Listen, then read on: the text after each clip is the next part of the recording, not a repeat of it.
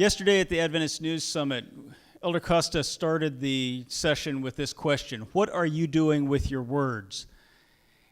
And he went on to say, words are the tangible bricks of intangible ideas, and they're building the destinies of millions of people around the world. What are you doing with your words? And as a copywriter, I would like to add to that and say, what do you want your words to do? What do you want to do with your words? This is a very important question to be asking before you ever sit down and write. As Sam was mentioning, there are several categories of writing right now, and my categories are a little bit different than his. First is journalism. This is a type of writing that seeks to inform the reader. Then we have copywriting, and copywriting seeks to push the reader into taking a specific action, persuasion. And then we have content marketing, which is a blend of journalism and copywriting, and this leads the reader through the inbound marketing funnel. And I'm going to skip through that because we just talked about this funnel a few minutes ago. But you need to target your writing to the position that your reader is in this funnel. So these three writing models, journalism, content marketing, and copywriting, they create kind of a continuum. I like to think of content marketing as a continuum, where on one end you have the journalism, which is informative and educational. On the other end, you have copywriting, where you are very definitely trying to persuade. These are parts of content marketing. You use these different models at different points within your process, and each one has a specific purpose. If you try to use journalism where you should be using copywriting, it's not going to work. If you try to use persuasive writing when you are just informing the reader or educating the reader, you're trying to do a hard news story, copywriting will be offensive. It's not going to work. The writing will fail.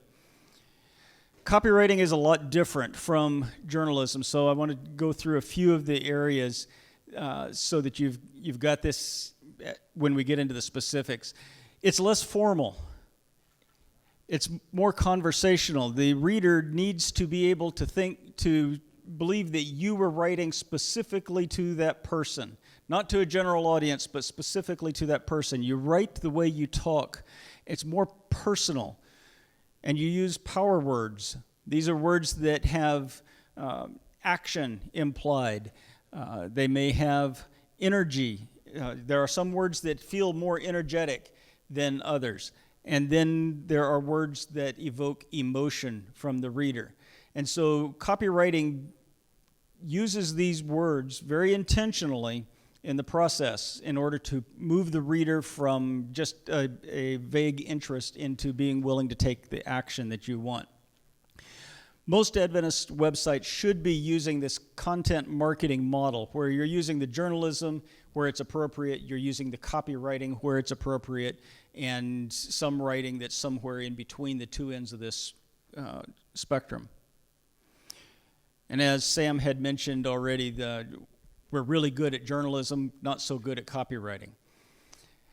So here's my big promise. I'm trying to put some of these copywriting principles into the presentation here. There's always, when you're sitting down to write, there's a promise, the big promise that you are offering the reader. And my promise is that copywriting will improve the effectiveness of any ministry, anything that you're doing. If you do it properly, copywriting will improve the effectiveness. If you learn to apply these processes, you're going to see an increase in measurable results. You're not just planting seeds, but you are going to have metrics that you can look at and say, I'm getting results. They are what I want, great, let's do more of this. If I'm not getting what I want, let's make some changes. It's measurable, and this is a very important part of copywriting. In some of the material I've been getting from Sam, I see this phrase showing up periodically, moving from information to evangelism. And this is something that we really need to focus on our websites. We're good at the information. We need to move into the evangelism, and this requires persuasion. And it requires that you change the words that you're writing and the words that you're thinking. So let's run over some of the vocabulary really quick here that you're going to need to have as you sit down to start doing copywriting. The first word here, I've put it in capital letters because I want to shout it, you. And I don't mean you sitting here in the audience. I mean you, the reader. When you're reading something that I have written, you're not going to hear much about me. You're going to hear about you. And the reader needs to hear you. You, not I. Good copywriting very rarely uses the word I or we. It's always you. Most desired action. This is an important term that you need to keep in mind when you sit down to write a piece of copy, a persuasive copy. What do you want that reader to do when they have finished reading? What's the most desired action? You should have one most desired action that you want. You can have a few others that are a second choice, but you should have a most desired action in mind.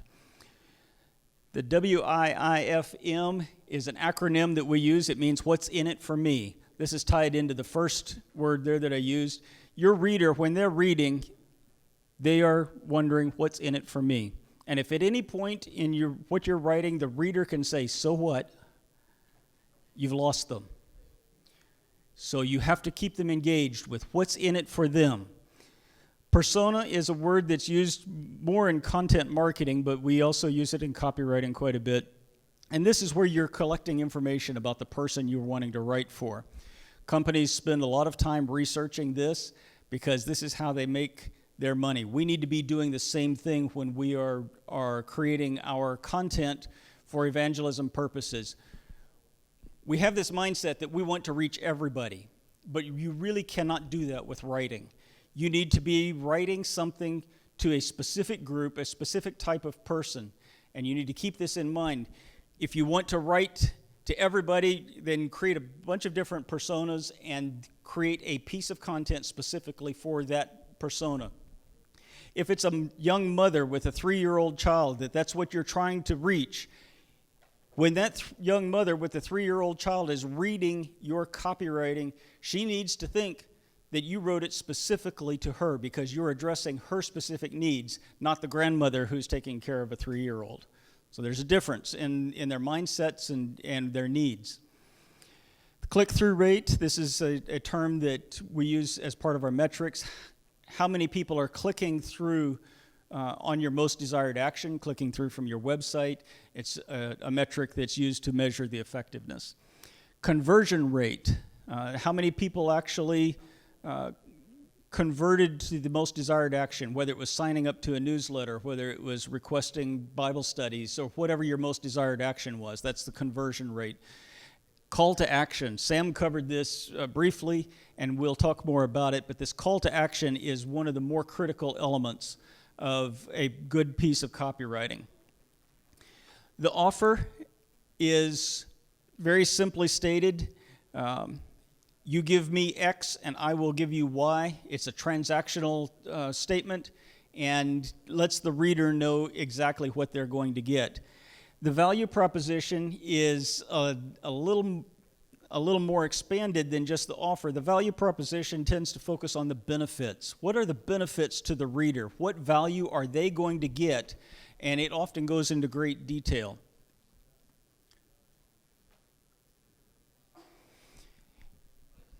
Copywriting is not an art form, and that's a good thing. It's a science. There is no muse at the top of the mountain. You don't have to sit and wait for the words to be inspired and to move you into writing great prose. It's a proven process, and if you follow this process like a scientist would, you're going to get measurable results. And you can measure those, then you can go back and make adjustments. In copywriting, we do this all the time. Rarely is the first piece that we write the way it's going to be the most effective. We write it, we watch what happens as people interact with it, and we go back and make adjustments and fine-tune until it's as perfect as we can get it. And oddly enough, you will find that often what you think is perfect is not what the reader thinks is perfect. I've seen split tests where a headline that had a misspelled word in it would outperform the same headline with the word spelled correctly. You never know how people are going to react to it until you look at the results and start measuring them.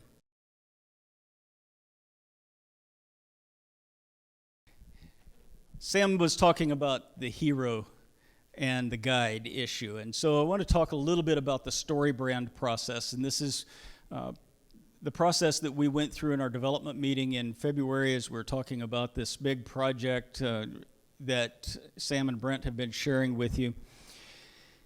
It follows the hero's journey, and I don't know how much any of you know about the hero's journey, but it's basically a story formula that goes way back into ancient times, and almost every hit movie or popular fiction story has followed some variation of this hero's journey.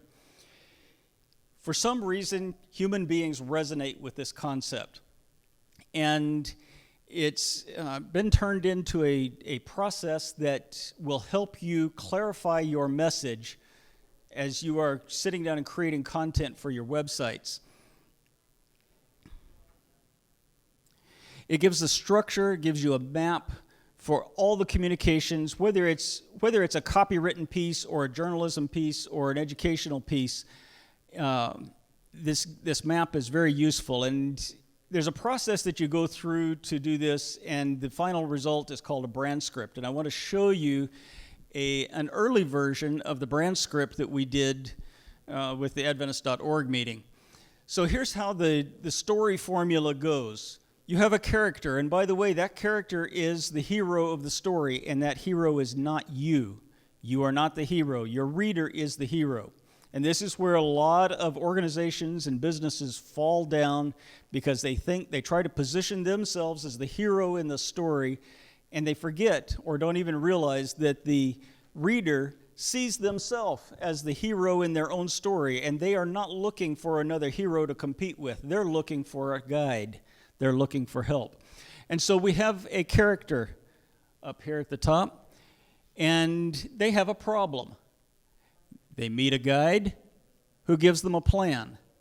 The plan calls them to action, and that action ends in success and helps them avoid failure. And in the process, the hero of the story experiences a transformation from the pain and crisis in their life to a resolution that the guide is helping them achieve. And you can't see in the fine print up there, but there's little subsections for each of these, and there's a process that takes about 8 hours to work through to get this refined, or you can spend several days even. Before you start writing, there are 3 or 4 questions that you need to ask yourself. Again, who are you writing to? Who's going to read this? What do they want? Because if you're writing to something that they don't want, it's not going to work. What's in it for them? What benefit is there? And what is your most desired action? When you have these things figured out ahead of time, your writing will be much more effective. So let's take a quick look at the building blocks in a piece of copywriting. Some of these will show up in your actual writing, others will not.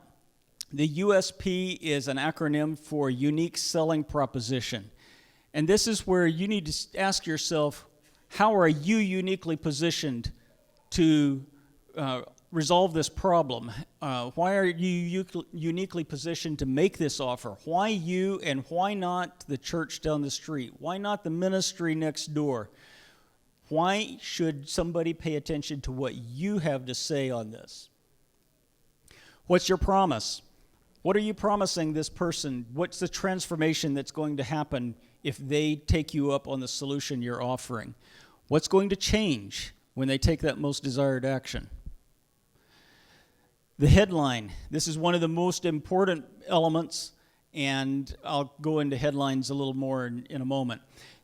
Typically, the headline includes your strongest benefit. The lead. And I realize that this is spelled a little bit different than the way that journalists use it, but the lead is generally your first paragraph in the story or in your piece of content. and it's the spot where you have to grab the reader's interest. You have to present your promise and the picture of the promise, what it's going to look like. The whole point of this first paragraph, lead paragraph, is to pull the reader into the rest of the article, into the rest of your persuasive content, and get them to move through this progression so that they eventually take this most desired action. All right. The value proposition, I already touched on this a little bit, but it's benefits that the reader will receive. And you need to be, before I go on to that, we need to talk a little bit about what a benefit really is. There's a story that's used in copywriting training all the time. Some of you may have heard it already. There's a guy that walks into a hardware store, and he asks for a 1/4-inch drill bit. The smart marketer knows that the guy's not really wanting a 1/4-inch drill bit. That's a feature. That's just he doesn't really want to take that thing home and sit it on his desk and look at it. It's not a piece of art for him. He wants to do something with it. He wants a benefit from that 1/4-inch drill bit. And that benefit is he wants a 1/4-inch hole in something. And this is how you need to think as you're looking at your reader. What's the benefit that they're looking for? It needs to be clear. It needs to be concise. It needs to be desirable. It would help if it's exclusive. If they can only get this benefit from the solution that you are offering, that's great. And it needs to be memorable, something that's not going to be easy for them to forget. Proof is a big part of good copywriting. Sometimes this takes the form of testimonials. Sometimes it takes the form of case studies, stories that show the experience of people like your reader. You were able to help them solve this problem, or their pain was removed. And it tells the reader that if this person could have this experience, then it's possible for me as well. The offer, we've talked about that. It's a transactional thing. It needs to be specific. It needs to be very clear what the person is going to get when they take that most desired action. And the call to action is one of the more critical things. You need to be clear, very clear, what you're asking the reader to do. Make it easy. Make it step by step. I don't want to say people are stupid, but people prefer to be led. They want you to tell them what to do precisely. So if you want them to click on the big orange button at the bottom of your page, tell them, click here, click on this big orange button, and your report on the 3 ways to improve your health is going to be there and you're in your mailbox in 20 minutes. Make it very clear what you want them to do and what's going to happen when they do it, and your call to action will be a lot more effective. The closing is usually some variation of restating the elements of the value proposition and the call to action and the offer. There are various ways to do that. A swipe file is not something that shows up in your writing, but it's a tool for you to use in learning how to do this. See if you can get on mailing lists of organizations that have effective copy like what we've been talking about. Get on their mailing list so that you start receiving their letters and their emails and so on. Save this stuff. Don't copy it, but use it for inspiration to help you develop your own. Direct response copywriters who are, especially the old school guys like me, we have boxes and boxes of mail that we've collected over the years because there are good headline ideas, there are good bullet copy ideas, there are good calls to action. You don't have to reinvent the wheel. Take what somebody else has done, adapt it to your situation. Again, don't copy, but use it for inspiration, and you will shortcut the process significantly. So which ones are most important? Well, all of them, unfortunately. Headlines, though, are probably one of the more important parts. The offer and the call to action. If you don't do those clearly, your copy will fall flat. So let's take a quick look at some headlines. And I want you to, as you're looking at I think I've got 6 of them here, I want you to look at them and pay attention to the reactions that you have as you're looking at them. So here's the first one. Baptize more website visitors when you use this simple scientific process. Here's another one. Learn to write web pages that get people to take action without needing a degree in journalism. Copywriting, what it is and why you should be using it. All right, let's try another little format with very similar headlines.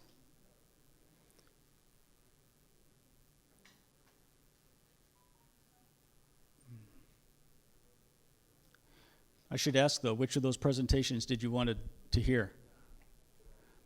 Probably not the last one. The last one looked just like a traditional PowerPoint presentation. So let's look at the next set here. Learn how you can write web pages that get people to take action without needing a journalism degree. Slight change up there. Now you can baptize more website visitors by using this simple scientific process. And then here's the last one, copywriting, what it is and why you should be using it. What was missing in the second set? What was different from the first set to the second set? Was there anything obvious that you saw was different? In the first set, I had the banner of my organization at the top. It's about me. It's about my team. It's about my organization, the Center for Online Evangelism. The second set, I took that out, and the focus was on you as the reader. And you probably noticed that the benefit stood out a little bit more. The benefit to you stood out a little bit more without being so much attention placed on me. The offer, we've talked about that, and I'm running out of time. If you give me X, I'll give you Y, and it'll transform your life. These can be Bible studies, these can be newsletters, files, and so on. The call to action, without this, nothing happens. You don't write a call to action, the person will not take the action. This is your most desired action. What do you want the reader to do? Tell them what to do, step by step, and make it so simple that they can't not do it.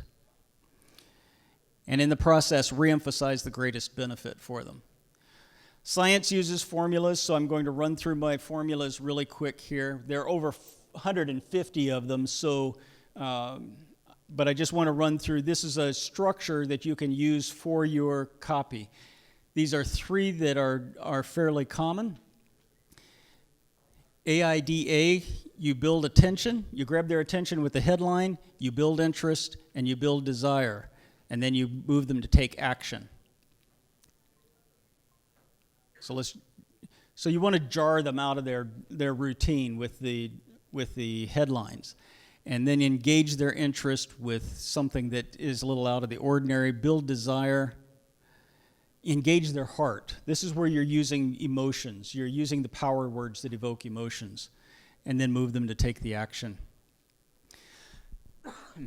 This one's a little more complicated, but I want to run through it real quickly. You build attention. You grab their interest. You add credibility and proof. You share the benefits. Sometimes it's appropriate to use scarcity, a limited time offer, and then move them to action and warn them of the consequences if they don't take action now. This one is the one that we're using in the story brand.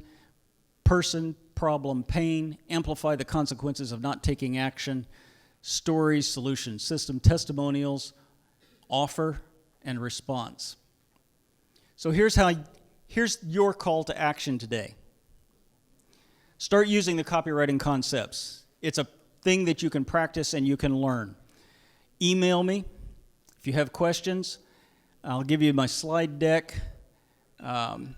I'm starting a copywriting newsletter. This one's a new thing that I don't have the mechanism in place yet, but email me and I'll be happy to send that to you.